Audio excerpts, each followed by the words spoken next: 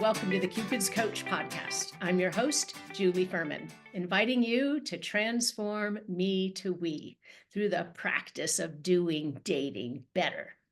You're going to have a big leg up today because I've invited a couple back on the show. And if you've been listening, some of you have listened to every single episode. You will remember them from about, 4 years ago. They were one of the first 3 guests that I had, and we did it all in one day. It was really fun. We did it in Brian Howie's producer studio, and it was a lot of fun, and it's been ages. So welcome back to the program, Orna and Matthew Walters. Welcome. Oh, thank you, Julie. It's so great to be here. Thank you so much. We've known you for so long, and you knew us even when you're a rare in this, in this industry, because most people only know us as a couple, but you actually knew us when we were not together as single people. Yeah. Because I was a member of WRS, which back then was called Women's Referral Service. Now it's called something else. Worthwhile referral sources. Yes, they always had men. They always keep the initials, right? The acronym, yeah. Yeah.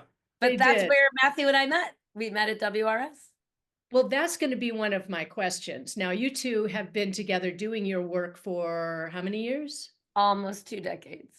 Yeah, I was going to say, it's amazing. So if it's 2 decades, that means that you met in what year?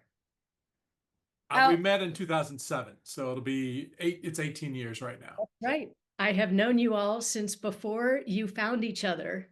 And I probably met each of you separately at one of those WRS networking meetings. Oh, I know for sure. Yeah, absolutely. Because when did I join? I joined in 2004, and I think I met you either in 2004 or 2005. So I actually knew you a while before I ever knew this guy. Amazing how time flies. So let me tell you who these guys are, folks. Orna and Matthew Walters are world-renowned dating coaches. They are the founders of Creating Love on Purpose. They have a holistic approach to transforming hidden blocks to love. And they just came out with a book. I'm so excited about it. I'll hold my copy up. You hold yours up too. Those of you who are listening, great. You don't get to see it. If you're on YouTube, you get to see it. That's what the book looks like. And it's just beautiful. I'm so excited about it. So it's all about breaking free from our hidden blocks to lasting love. And they did it right. Penguin, Random House. I mean, you guys found yourself the publisher, and it's your first real book, right? This is your first. Mm-hmm. It's our first book. Yeah. We've got more in us though. It's like you guys had a baby. Yes. A very long gestating baby. Now we're moving to delivery. The due date is right now, January 14th. That's right. Exactly. So that's why we're not going to air this podcast until after January 14th, because they'd be so excited and they couldn't get it yet. So everywhere that people get books, they can find Getting It Right This Time by Orna and Matthew Walters. Anywhere, their favorite retailer, online, offline. And there will be, for those looking forward to an audiobook, that will become available 2 weeks later on January 28th of 2025. In whose voice? In our voices. So you go back and forth. We got hired. Switch chapters. Yeah, we got hired to narrate our own audiobook. I love it. They paid you. That's amazing. We got paid. We did. I mean, not a lot, but we got paid. Yeah. It was very important to us that it be that we narrate the book, because there are so many client stories and so much of it's really our life's work in a book. And we couldn't imagine somebody not being familiar enough with who we are and who our clients are and their journey. So we really wanted our hearts in it. And we are both trained actors. We both were theater majors in college. So, Matthew had a leg up on me though, because he worked in voiceover specifically for like over 15 years. So the things I didn't know. Well, Matthew, you're the one I want to ask the first question to, because I discovered some things about you in reading the book. One is that you had internalized teasing from your childhood, believing somehow that there was something wrong with you and you didn't like yourself enough. So you were suspicious of people who liked you. Is that true? That is exactly true. In fact, oftentimes if I would meet a woman who was interested in me, who would say, wow, you're cute, you're really smart, and she'd be flirting with me, my thought would be, well, what's wrong with you? Right? And then my second thought would be, wait till you get to know me, because you're going to discover that I'm not the guy you think I am. and I would sabotage those relationships.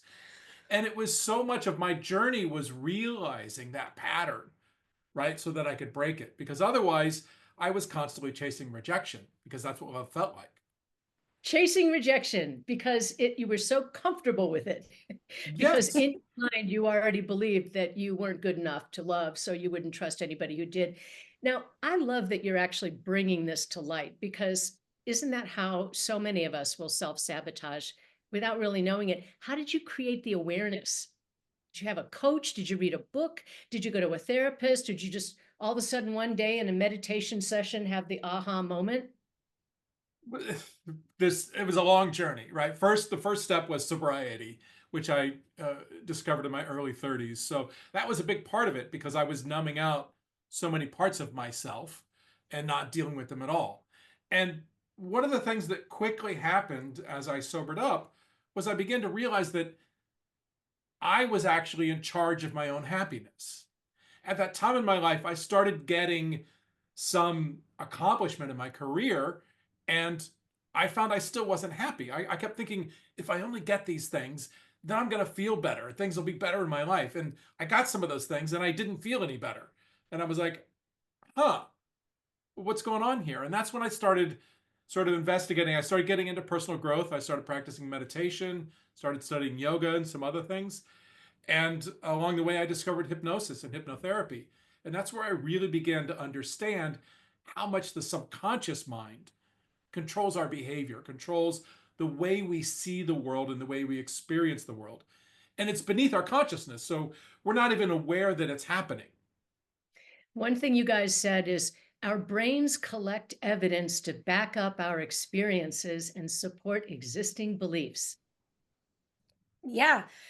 The brain Yeah. science of attraction says that we are attracted to what is familiar. And the thing is it's unfortunate that so many people have it backwards, right? We'll start with a new client and they'll say, well, I'm attracting in this kind of person. How can why? There's this obsession, first of all, with why in our society, right? Analysis paralysis. But we're like, why often isn't the right question? But more importantly, they're not attracting in someone, a particular type. They're attracted to a particular type, because we are attracted to what is familiar. And so we learn about love in our family of origin, just like we learn everything else: to walk, talk, tie your shoes. And look, parenting is the toughest job there is. As you know, you've been a parent for some time. Your kids are grown now, and you and your husband are empty nesters. That's got to be a whole new experience too. But think about it this way: it's not about your parent, it's the internalization of that child. So we assign meanings to events, and our mind starts doing this at a very early age. From the moment we pop out of the womb, we start assigning meanings to events. But here's the really cool part that we've learned through our work together and with our clients: is those meanings are actually malleable. And so when you change the meanings, then you have an inner shift, which creates an outer world experience to change. It causes your outer world experience to change. I love that. I'm going to put you on the spot. Do you happen to have an example of like a client who experienced understanding this for the first time and how it changed the reality of dating? Yes. I got You one. can change the names.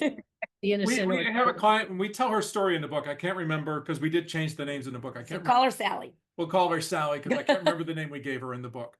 But Sally had been married and then had an engagement end when she decided to reach out to us.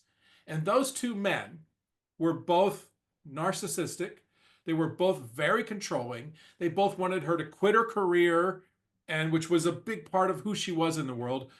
And they really were just not good people, right? And she came to us and she says, why do I keep ending up in this situation? And so when we looked at the whole pattern and we discovered it, and we did the transformation of releasing it, she suddenly found a guy who not only supported her in her career, she has a lot of traveling in the work she does, and he would travel with her, and he would do things like go and make sure she had lunch, because she would be working so hard she'd forget to eat, and she'd eat a lot of junk food, and he'd bring her like healthy lunches, and he'd be there with her, supporting her in her career. Wow. And That's, and you know, she, that's you know, I beautiful. mean, they're still together. They're actually very happy. They're a lovely couple. Yeah, I also want to brag just a little bit because you said they're still married. All of our clients who have chosen to get married, because a lot don't, but the ones who have chosen to actually get married are all still married, even after a global pandemic. So we're talking about, you know, hundreds and even into the thousands of people we've helped all along, but all of the people who have decided to get married to one another after, and remember, we only work with one person, which I always find, you know, because there at some point all of our, you know, our clients will reach out and they'll be like, oh my gosh, I felt so loved, my husband just asked me, how do you say that thing? And it's something we taught them, you know, and it's in the book. It's that shift template, the speak how you feel template. And so we have a lot of clients reaching back out to us that will say things like, oh my gosh, my husband asked me how, you know, I feel, how do you do that thing where I can hear what you're saying? And and they want to learn the same sort of skill set. And I always find it so fascinating because water really seeks its own level in relationship. You know, sometimes when we're working on ourselves, that we hear this all the time, often from women specifically, that, oh, how am I going to find somebody who's going to be at my level because I'm doing all this work on myself and I'm outgrowing everybody. And it doesn't work like that. You're not a unicorn. You know, the thing is I think oftentimes we think someone is supposed to be doing exactly the thing we did to grow. And that's not how it works. You know, Matthew's journey to me looks very different than my journey to him because we're different people. And so, how somebody does that work, that's up to them. But water does seek its own level in relationship. And so, if you haven't been meeting those right people, it's a combination of blocks to love and not understanding how it really works. Because we believe truthfully that in our, like, there's no other way to think about it except that we connect with our beloved life partner on the path to your highest and best self. And what's in this book will literally leapfrog somebody forward on that path. And so it is inevitable that they will connect with their beloved. I believe it because I really enjoyed reading the book and I loved how much time and energy you spent on what's underneath it all. It's not just finding somebody who looks the part, has the job, is the right height. It's not about that at all. One of the things I wanted to ask you has to do with opposites. You know, people think sometimes opposites attract. Should they not? And I'm wondering about this element of growth orientation, okay? Because typically it's more women than men in these workshops, right? Matthew's an enigma. He actually sought out personal growth and development, and more of us women are inclined to do that. So what would you say about personal growth and development, higher level consciousness? Do opposites attract in that way? I think it's a great question. And I think part of it is a misunderstanding of what personal growth is and how people do it. We have an idea of personal growth, right? You go to certain workshops, you take certain classes, and that's what we see as personal growth. However, most men, especially men who are working in sales, who are entrepreneurs, they're doing personal growth all the time because that's how they become better in their careers. They're constantly working to get better. I have a good friend from my childhood who's a real estate agent, and he's totally into personal growth because he knows it helps him make more money, for example. My brother, I think, is another great example. He's never taken a workshop in his life. He's read a lot of books.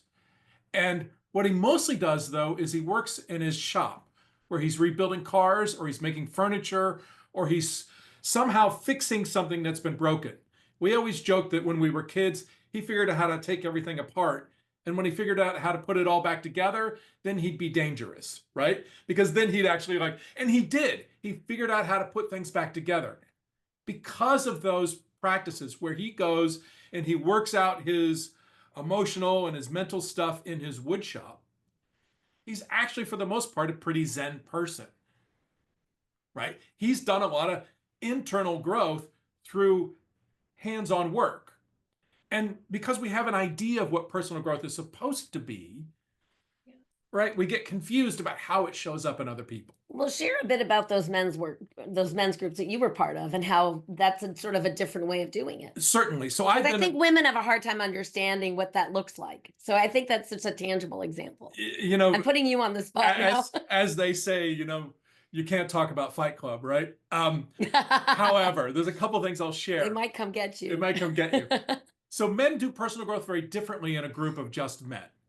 And there's a phrase that we all use, and it's this: it's steel sharpens steel. So men challenge each other. Men use competition.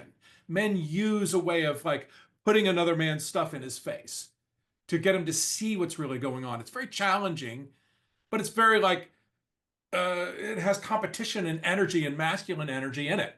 Whether it's in sports, you see it so much in team sports.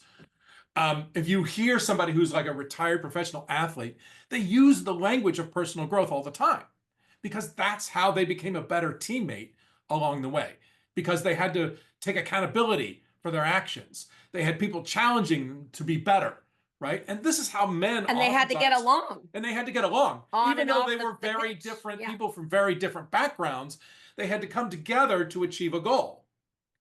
I love that. So team sports, athletic team sports are actually good practice for partnership. Yeah, totally think so. absolutely. Absolutely. Now, the question I want to ask you has to do with fantasy and myth. And you guys address this beautifully in your book. The myth, the fantasy of accidental love. Oh, it's going to happen when we least expect it. And then the other one is that it's easy being in love, right? Two of the really crazy things that have been told to us all our lives. Let's talk about that. Yeah, I mean, it's this ridiculous myth, right? When you meet the right person, oh, it'll be easy. Like, it's kind of preposterous when you think about it. And I also think a lot of times people are looking for someone who's like them.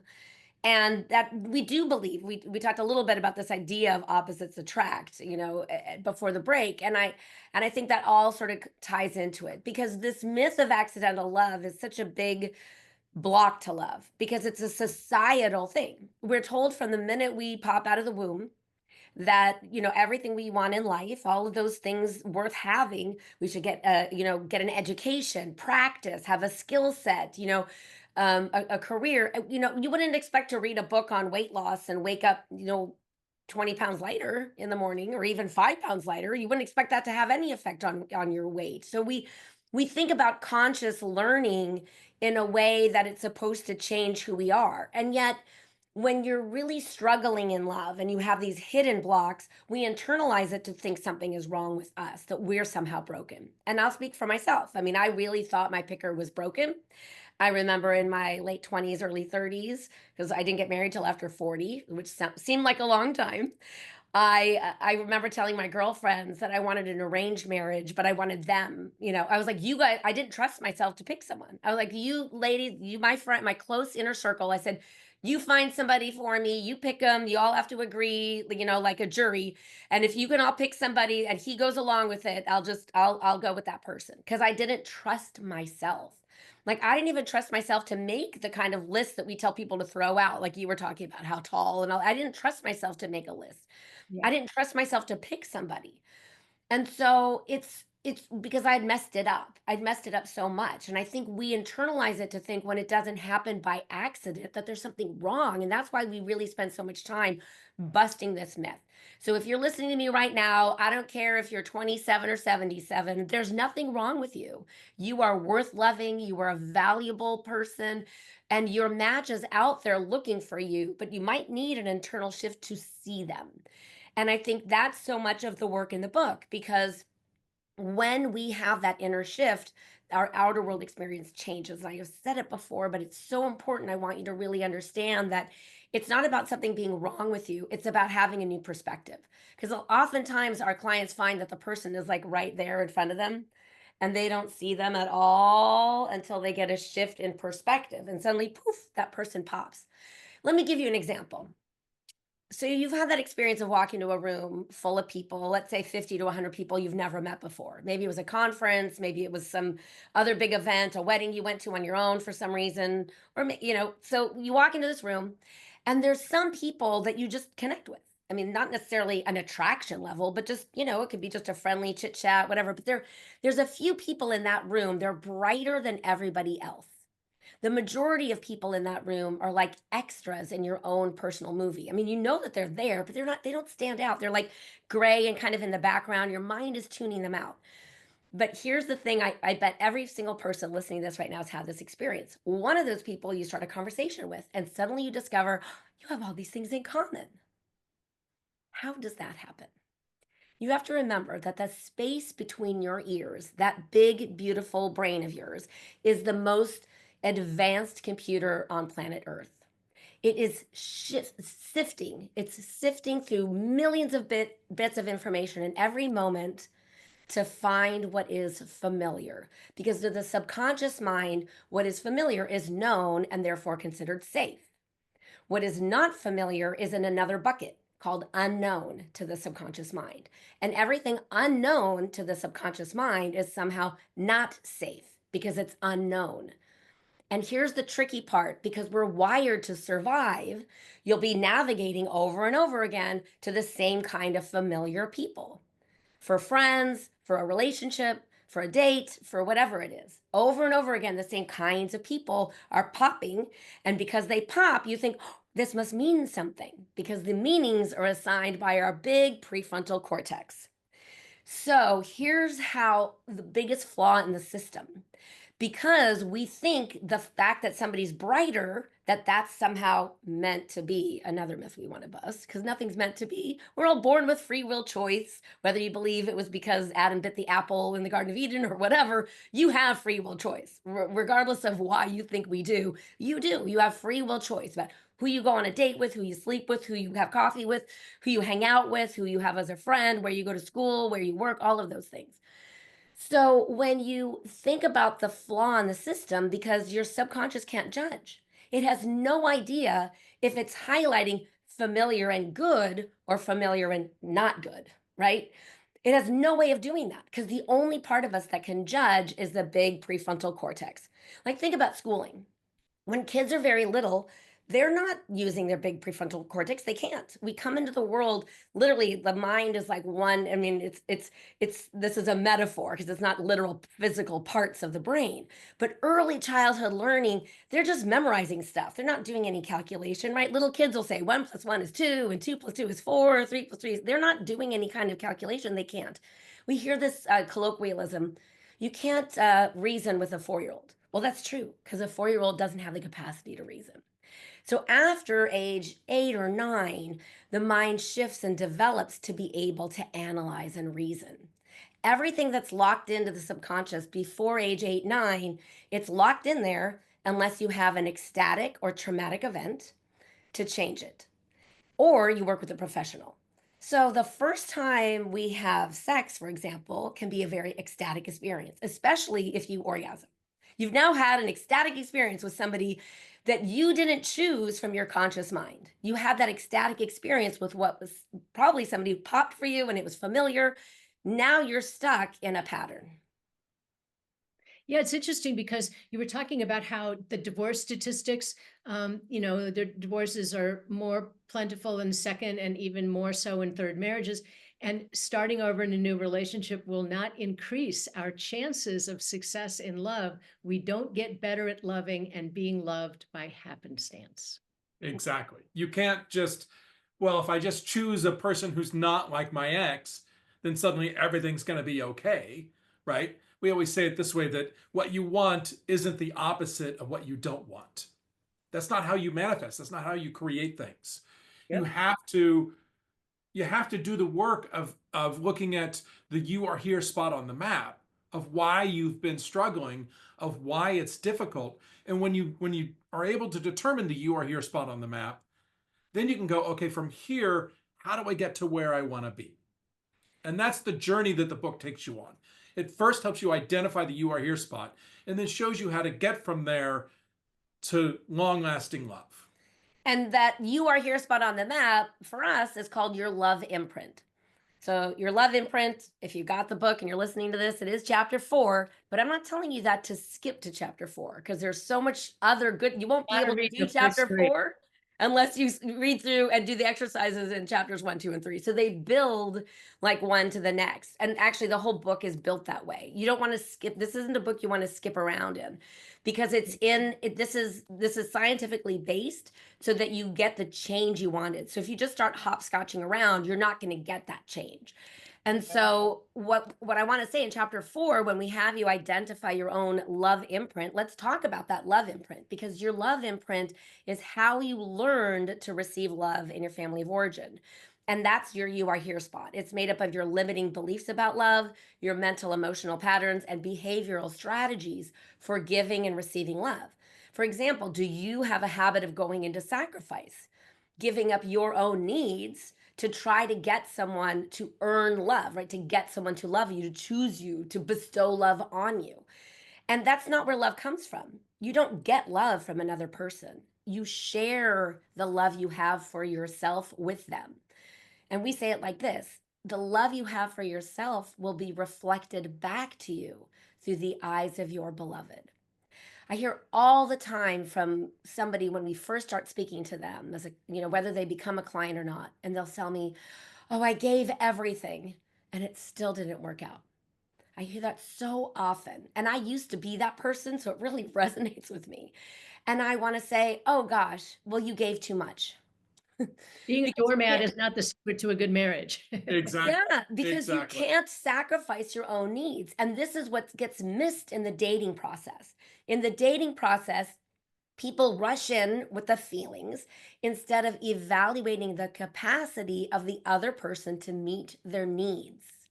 Like, do you want that chemistry and all that humana, yummy, yummy good stuff? Yes, you want that to be there. And they have to be able to meet your needs the majority of the time. You're not going to get your needs met 24/7, 365. That's way too high a bar. Sometimes people think, oh, I need to get all my needs met all the time. Well, you're never going to find that person. It just doesn't work that way. But the majority of the time, your needs should be met. That person should be able to take responsibility for their own behavior. That person should be able to say the words "I'm sorry" and say what they're sorry for, not give you the false apology. I'm sorry if I upset you. I'm That's not sorry an that apology. I'm sorry that you got upset. Oh Yeah. gosh, yeah, another false Yeah. apology. Well, Right. I'm not sorry I got upset, so I don't know why you would be. Yeah. Um, there was something Orna said. I want to go back because it comes full circle to where we started this conversation. So when we talk about the story I had about chasing rejection, and when I'd meet somebody who was interested in me, who liked me, and it didn't feel right, it's because it was a mismatch to my inner experience, right? It was like this. And it wasn't until I was able to say, well, I really like who I am. And in fact, I had to do this in a relationship before I met Orna, where I had to stand up for myself to a woman who kept trying to change everything about me. Right. I'm like, wait a minute. I actually like who I am. And I'm good with who I am. And I don't think I need to change to get what I want. It was that step of me claiming that and owning it that when I was with Orna, and she said to me early on, because I used to have a very self deprecating sense of humor, right? And I made some joke about myself. And she said, oh, you should be nice to this guy, right? You don't have to change anything. I think you're perfect as you are. Yeah. And I was able to hear that and not internally argue with her and go, oh, wait, no, you'll see. There'll be things you don't like about me, right? That had And actually, that voice had gone away. But what I because think is so you've risen to a place of knowing that you're worth loving. And once you get to that point, when you see it reflected back from someone else that you're actually valuable, there's a sync there.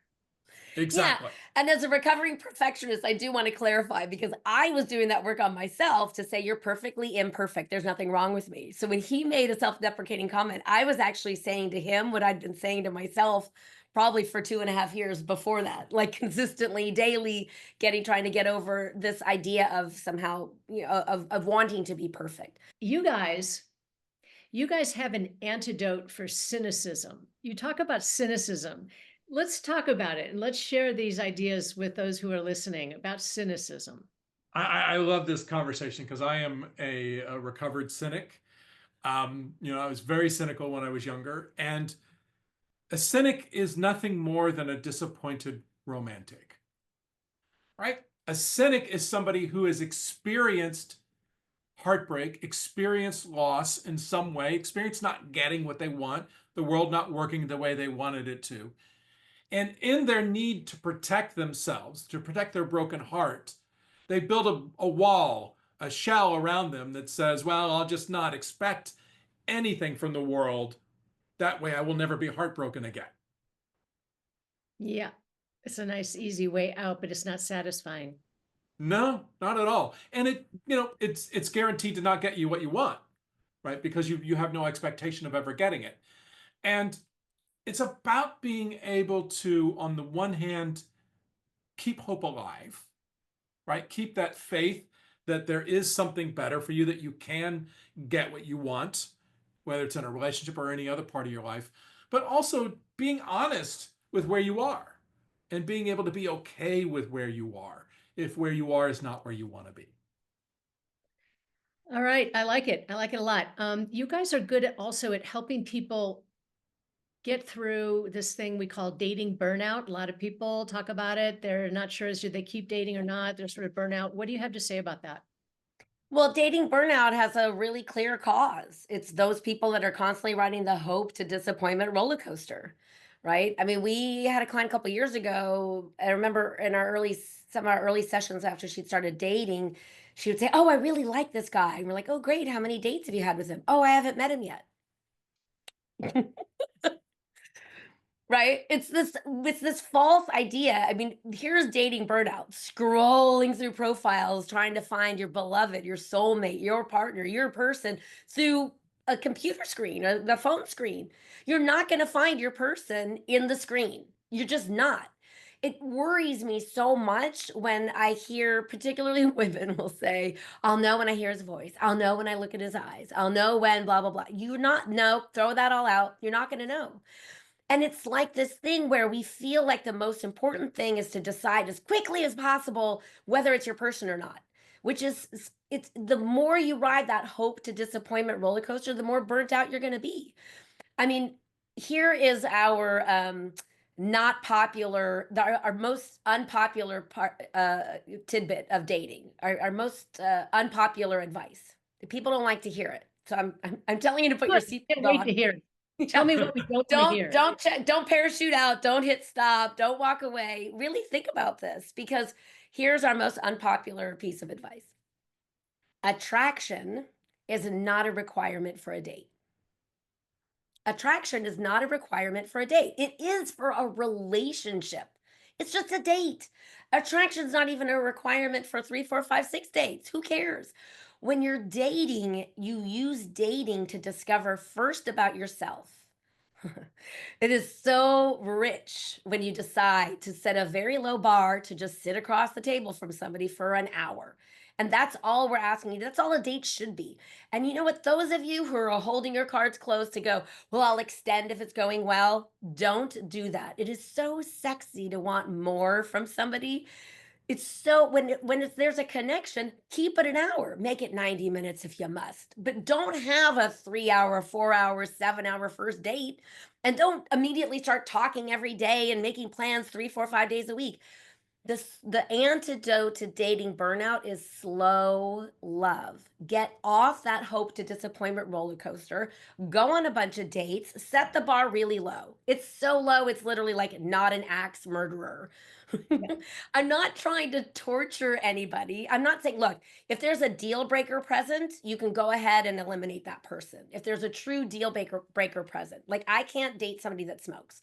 Well, So, yeah. you know what? That was an immediate. I have asthma. Like I literally cannot be around cigarette smoke. So if somebody smokes, it was immediate deal breaker. We're not trying to torture you, but when you decide to set the bar low and have really low expectations and just use the date to discover more about yourself, we get so hung up on this thing of thinking you owe the person something because you went on a date with them. You owe them, you know what? Your time for that hour. That's it. That's the only agreement you've made.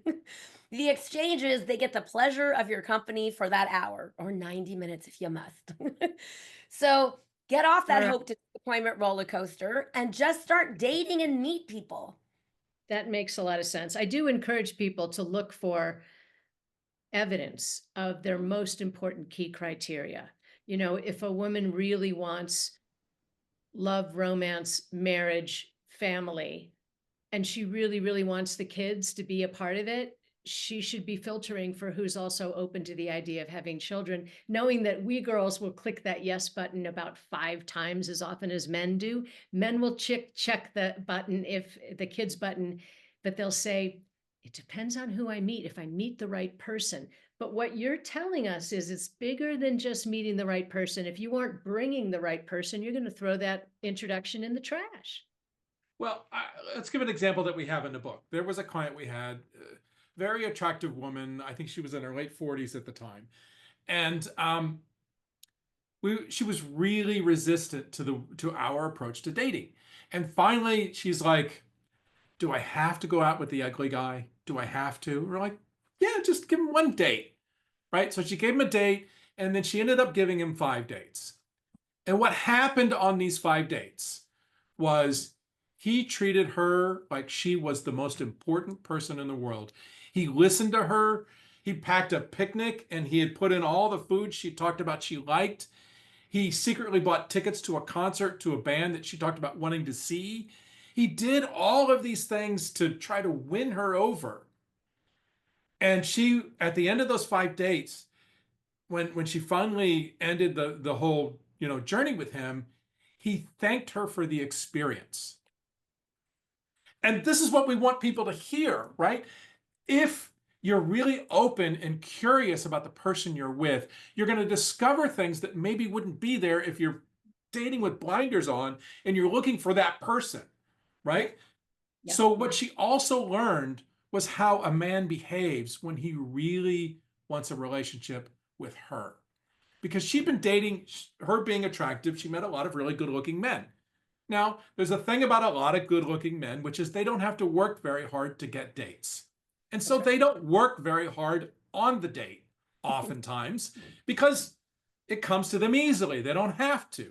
Men are somewhat efficient in that way, right? However, she suddenly discovered, oh, this is different. A man has never treated me this way. And I actually want a man to treat me this way. So it changed her whole way of approaching what she was looking for, because she finally experienced it, because she went on a date with somebody who was no way ever going to be her guy. I mean, he even said to her, I don't know why you kept going out with me. I know you're way out of my league, but I've had so much fun getting to know you.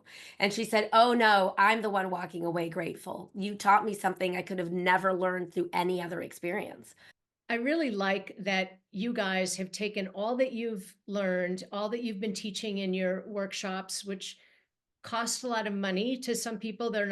It's not attainable. They're not making the kind of money. They don't have the money to go to a big workshop, but you put the exercises in the book so that it's in a way, it could be even more meaningful than going to a big workshop, because they're in the quiet of their own home. They've got their candle burning. They got their meditation music on. They're crying if they're dealing with a tough issue. So I love that you're making this information accessible to people. Hats off to you guys. There's something else that you wrote that I love. It's not our emotions that block us from love. It's the meaning we're assigning to the emotions and the strategies we've adopted for dealing with them. And there's something that you talk about, a think, feel, do cycle. Let's talk about emotions a little bit and how they mess. So our mind is a meaning-making machine, right? And we tend to look backwards over our experiences and think that we're deducing the meaning from the past. Like we go, oh, well, this happened, and this happened, and therefore this is true. But the truth is, it's the other way around. We have an experience, and in trying to understand that experience, we say, well, it must mean this. And then we go looking for evidence of that belief. And as we know, if you go, well, I'm going to look for evidence of A, you can find it, because the experiences of the world are very varied. And so you'll find evidence to prove your thesis. And once you get enough evidence, that story becomes part of your identity, part of your understanding of who you are. And then, as we've been talking about through this whole conversation, your mind filters your future experiences to match the meaning that you've already given them. So we say it this way: the world appears to you as you believe it to be.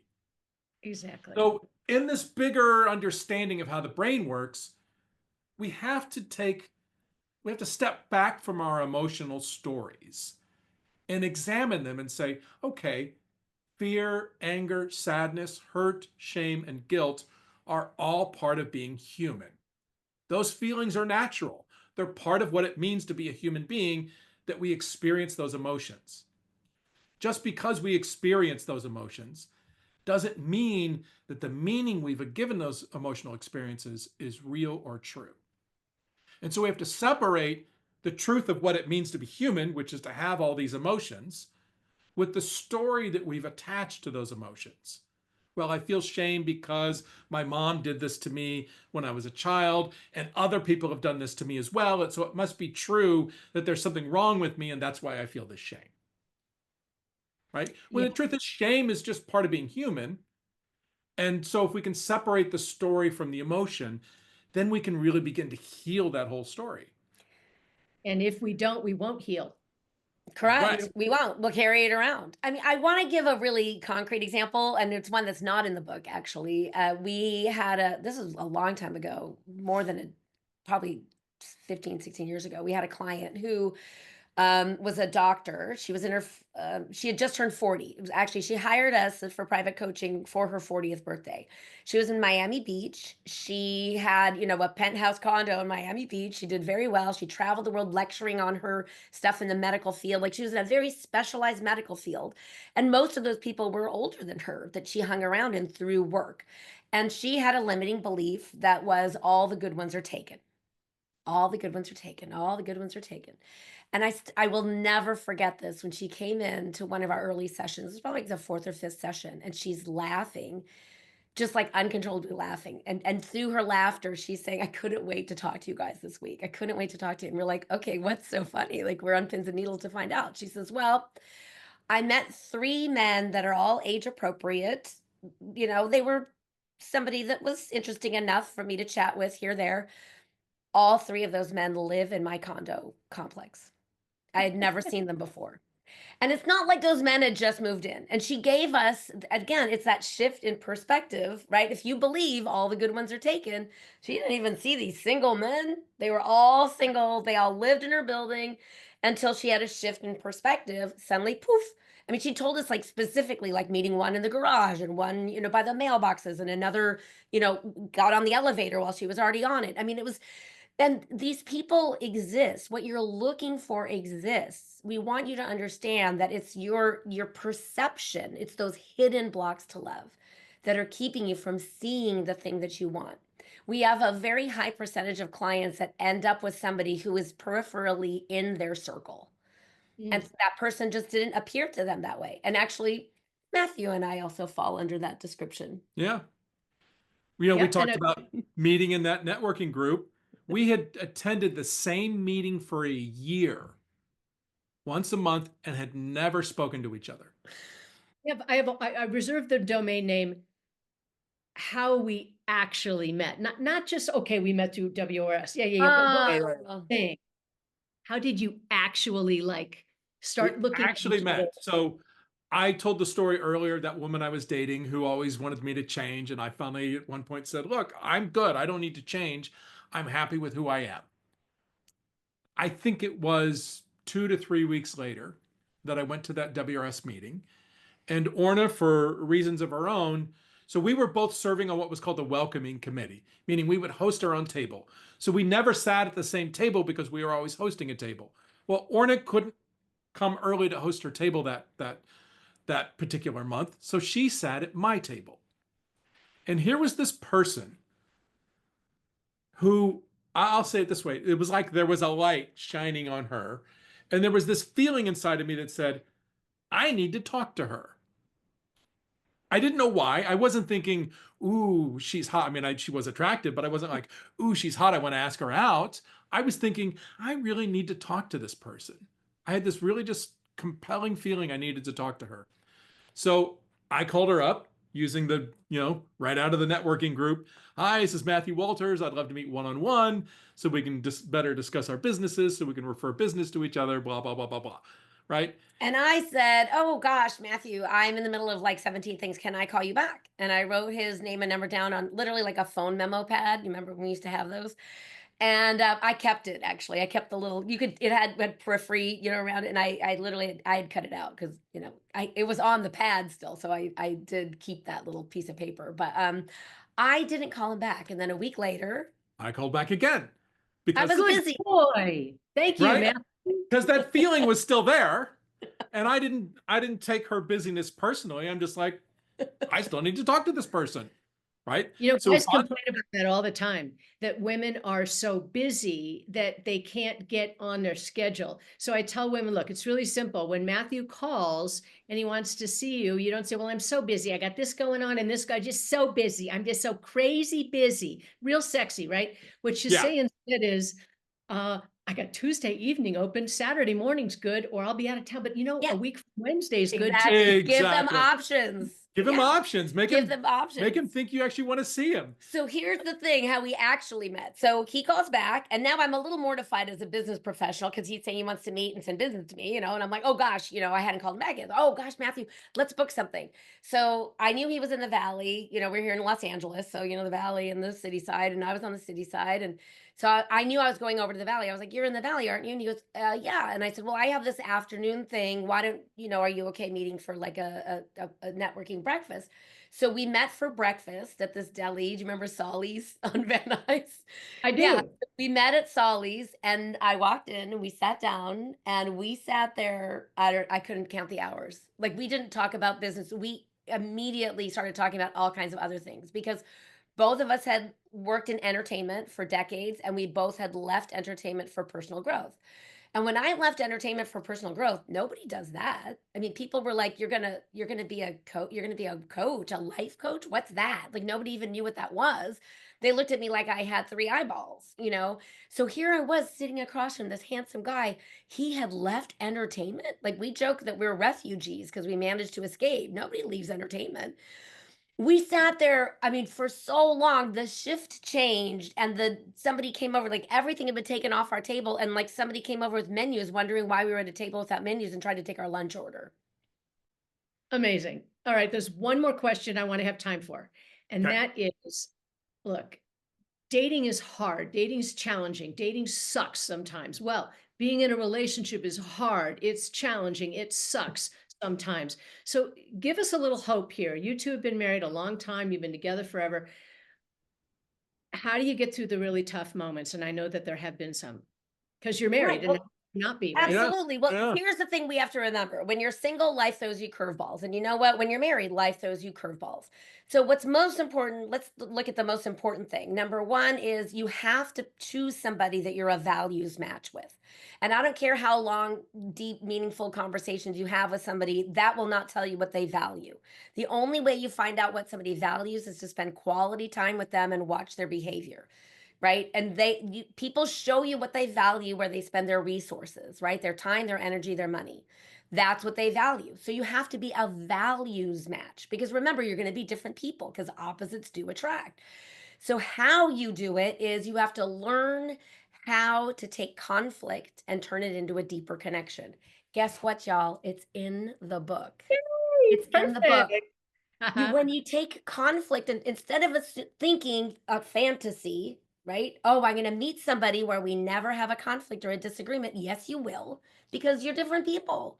So Yeah. here's the thing: when you know how to take conflict and turn it into a deeper connection, then that way, oh my gosh, look, are there things that are going to make you a little like, oh, I wish that person didn't do this? Yes. And you know what we say in our house? Sure sucks not being perfect. No, I love you anyway. Oh, I didn't. Set you up. I didn't know where you were going with that one. I love you anyway. I love you anyway. Right? Sometimes we go to bed at night and go, gosh, I was really upset about that. And I love you anyway. I love you anyway. I love Look, it. I love it. here's the thing: we date backwards. We give the benefit of the doubt to a stranger. And after we're with somebody 5, 10, 12, 20 years, we stop giving them the benefit of the doubt to the person who's earned it. Matthew has earned the benefit of the doubt. He can be upset. He can have a bad day. He can fuck things up. Okay. Okay. It's my podcast. We can do whatever we Okay, want. good. Yeah. And sometimes I curse like a sailor. Look, you have to, once you're in it to win it with somebody, they've earned the benefit of the doubt. Once I made Matthew, very early on when we were really broke, I made like a coupon book, of things, like a massage or, whatever, like a putter. He loves a putter day where I won't ask him to do anything. And so I literally put a coupon in there that said, you win. I don't care what the fight is. You're right. Like, I don't care. Pull the coupon. You're right. like there's this saying we hear a lot, right? You can be happy or you can be right. And sometimes with your beloved partner, you have to choose being happy. And so sometimes you have to say, I don't care. We don't actually discuss the details of who, like if I'm right, then the person I love most is wrong. Well, I love myself most, then Matthew second, but then he's wrong.